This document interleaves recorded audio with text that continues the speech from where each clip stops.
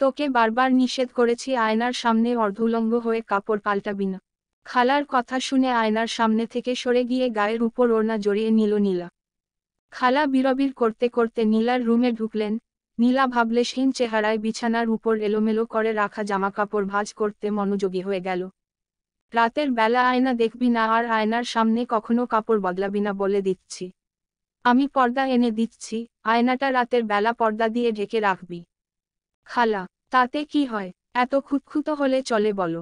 সবকিছুতে আধুনিকতা খুঁজবি না। যা বলেছি মানার চেষ্টা কর। বলে খালা বেরিয়ে গেল। নীলা ভাঁজ করা কাপড় তুলে রেখে একবার আয়নার দিকে তাকালো।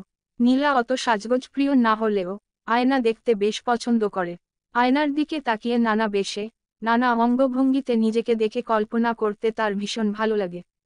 সারাদিনে অনেকবার তার আয়না দেখতেই হয়। কিন্তু খালা কেন জানি আয়না নিয়ে বেশ খুঁতখুঁতে। তার কথা হলো রাতের বেলা কিছুতেই আয়না দেখা যাবে না। আয়নার সামনে কাপড় বদলানো যাবে না। নতুন ড্রেসটা ফিট হয়েছে কিনা দেখতে সেটা পরে আয়নার সামনে ঘুরে ফিরে দেখছিল।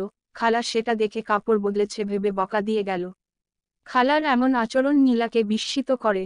তার খালা কখনোই এমন ছিল না। তার মা মিথি আনোয়ার নীলার এই অভ্যাস দেখে বলে, তুই একদম তোর ছোট খালার স্বভাব পেয়েছিস। ছোট থেকে তোর খালা সাজপ্রিয় ছিল, সুযোগ পেলেই আমার রুমে গিয়ে আয়না দেখত। কিন্তু খালা হঠাৎ এমন হয়ে গেলেন কেন কে জানে। নীলা রান্নাঘরে ঢুকে মায়ের পাশে এসে দাঁড়ায়। মিথি আনোয়ার তখন মনোযোগ দিয়ে রান্না করছিলেন। নীলাকে দেখে তার মা জিজ্ঞেস করে, কি রে, সাথী আবার বকেছে নাকি? আচ্ছা মা, খালা এমন কেন করে বলো তো? ও একটু এরকমই। থাক, মন খারাপ করিস না। নীলা চুপচাপ দাঁড়িয়ে থাকে। ছোট্ট শহরের এক কোণের একটা ফ্ল্যাটে নীলা আর মিথি আনোয়ার ভাড়া থাকেন। 1 বছর হলো, নীলার বাবা সড়ক দুর্ঘটনায় মারা যান। মিথি আনোয়ার একটা মহিলা হোস্টেলের ম্যানেজিং ডিরেক্টর হিসেবে কাজ করেন, সেই সূত্রে প্রায়শই কর্মক্ষেত্রে থাকা লাগে।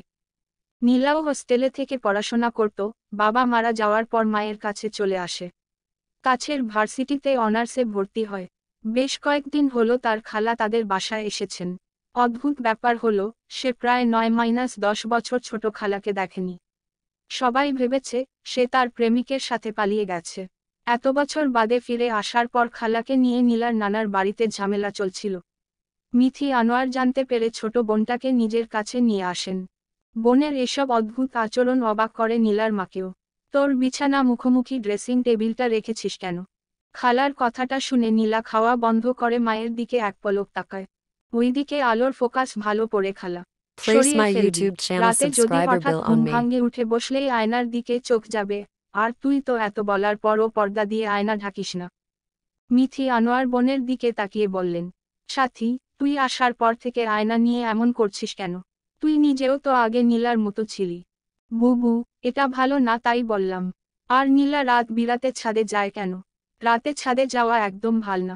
নীলা কিছুটা বিরক্তমাখা কণ্ঠে বলল, খালা পড়তে পড়তে বোরিং হয়ে গেলে মন ফ্রেশ করার পর কয়েক মিনিট ছাদে হাঁটাহাঁটি করে আসি। এখানে সমস্যা তো হওয়ার কথা না। শহরে থাকিস জানি এসবের তোয়াক্কা করিস না। তবে সত্য এটাই এসবে জিনের উৎপাত হয়। ধারণাতীত ভয়ানক হয় জিনগুলো। খালার মুখে জিনের কথা শুনে নীলা হাসতে হাসতে লুটোপুটি খায়। মিথি আনোয়ার নিজের বোনকে বলে, তুই আবার এসব কবে থেকে বিশ্বাস করিস বলতো? খালা, তুমি গ্রামের কুসংস্কারাচ্ছন্ন মহিলাদের মতো কথা বলছো। এগুলো সত্যি কথা। এসব নিয়ে সতর্ক থাকা উচিত। আর আমি তোকে সচেতন করছি। হঠাৎ মাঝরাতে অকারণেই নীলার ঘুম ভেঙে গেল। নীলা উঠে বসে টেবিল ল্যাম্প জ্বালাল। এমন সময় আয়নার দিকে চোখ পড়ল তার। একদৃষ্টিতে আয়নার দিকে তাকিয়ে রইল সে। খালা পর্দা দিয়ে আয়না ঢেকে দিলেও সে পরক্ষণে পর্দা সরিয়ে ফেলেছিল। তাই আয়নাটা একদম অনাবৃত, অন্ধকার ঘরটায় কেমন যেন উজ্জ্বল দেখাচ্ছে সেটা। খালার কথা মনে করে নীলা মুচকি হাসল। আয়না দেখলে ভূত বের হবে সেটা কেমন জানি ভূতের গল্পের কাহিনী হয়ে গেল। নীলা আয়না থেকে সরিয়ে নেয়ার সময় তার মনে হলো আয়নায় থাকা তার প্রতিচ্ছবি কেমন একটা অদ্ভুত দৃষ্টিতে তাকিয়ে আছে তার দিকে। তা দেখে নীলা একটু তবদা খেয়ে গেল, আবার ভালো করে তাকালো আয়নার দিকে। পরক্ষণে তার প্রতিচ্ছবি চোখগুলো ছোট করে বেশ তীর্যক হাসি দিল। চলবে তাহলে আমার ইউটিউব চ্যানেলটি সাবস্ক্রাইব করবেন আর লাইক কমেন্ট করে পাশে থাকবেন। অতি দ্রুত দ্বিতীয় পার্ট আসবে ইনশাআল্লাহ। বাংলাদেশ।